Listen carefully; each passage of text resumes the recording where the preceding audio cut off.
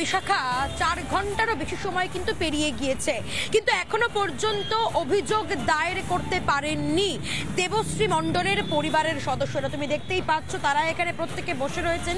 পরিবারের আরো সদস্যরা তারা বারবার করে যে কথাটা বলছেন যে অভিযোগটা করছে তাদেরকে হেনস্থা করা হচ্ছে, বারবার বলা সত্ত্বেও যাদবপুর থানায় তাদের কিন্তু কোনো রকম অভিযোগ নিচ্ছেন। আমি একটু কথা বলবো এই মুহূর্তে দেবশ্রী মণ্ডলে। তুমি দেখতে পাচ্ছ বাবা শোকে ভেঙে পড়েছে, কান্নায় ভেঙে পড়েছে, নিজের মেয়েকে এইভাবে হারিয়ে। আমি একটু কথা বলার চেষ্টা করব। আমি জানি আপনার মনের অবস্থা এই মুহূর্তে প্রচন্ড খারাপ। আমি একটা কথাই জিজ্ঞেস করব, থানা থেকে কি এখনো পর্যন্ত আপনাদের অভিযোগ নিয়েছে? সঠিক তদন্ত হচ্ছে না। এখন বলছে যে ওই অফিসার আসেনি, বলছে যে গাড়ির কোনো ইনজুরি হয়নি, গাড়ির থেকেও হয়তো পড়ে গেছে, পড়ে গিয়ে এই ঘটনা ঘটেছে। ওরা যার জন্য কোনো তথ্য প্রদান ওরা দিচ্ছে না বা হচ্ছে কি কোনো ডায়াল করছে না। কখন থেকে এখানে বসে রয়েছে? আমি এখানে এসেছি তো তখন 8টা বাজে মনে হয়, আমি সেখান থেকে বসে আছি। মানে 8টা থেকে এখনো পর্যন্ত 12টার বেশি সময় পেরিয়ে গেছে, 4.5 ঘন্টা ধরে এখানে বসে যাচ্ছি। একবার যাচ্ছি অফিসে, একবার আসছি। আমাদের আরো ছেলেরা আছে, যাচ্ছে টাচ্ছে।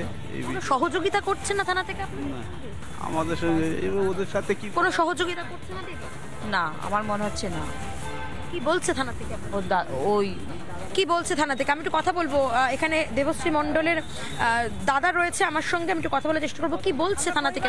ওনারা চেষ্টা করছে, সবকিছু নিয়ে চেষ্টাই করছে। আমরা একটা কোনো রকম সুরাহা পাচ্ছেন না।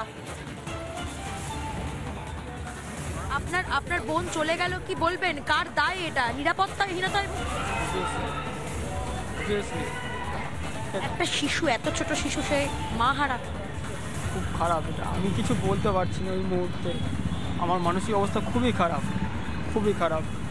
ঠিক আছে, মানসিক অবস্থা অত্যন্ত খারাপ। আমি এতক্ষণ কথা বলছিলাম দেবশ্রী মণ্ডলের দাদার সঙ্গে এবং তারা বলছেন যে কথা নিরাপত্তাহীনতায় তারা ভুগছেন।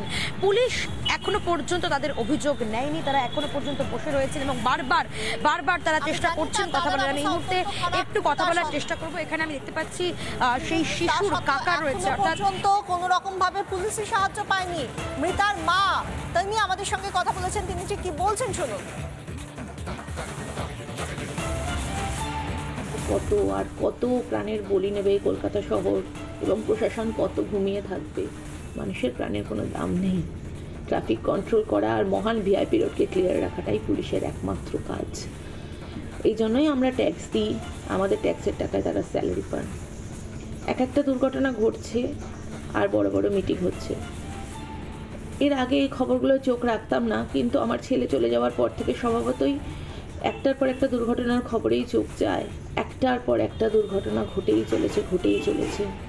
কতগুলো শিশুর প্রাণ গেল, কত মায়ের প্রাণ গেল আজকে আবার যাদবপুর। প্রশাসনের কিন্তু ঘুম ভাঙছে না।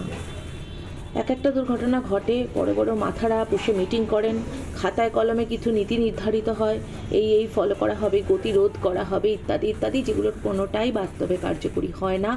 আবার পরবর্তী একটা দুর্ঘটনার অপেক্ষা করা হয়। এটাই হচ্ছে বাস্তব পরিস্থিতি। নানা ধরনের কন্টেন্ট দেখার জন্য লাইক করুন, শেয়ার করুন আমাদের ফেসবুক পেজ, সাবস্ক্রাইব করুন আমাদের ইউটিউব চ্যানেল। পাশাপাশি অন্যান্য ব্রেকিং নিউজের জন্য অবশ্যই চোখ রাখুন রিপাবলিক বাংলায়।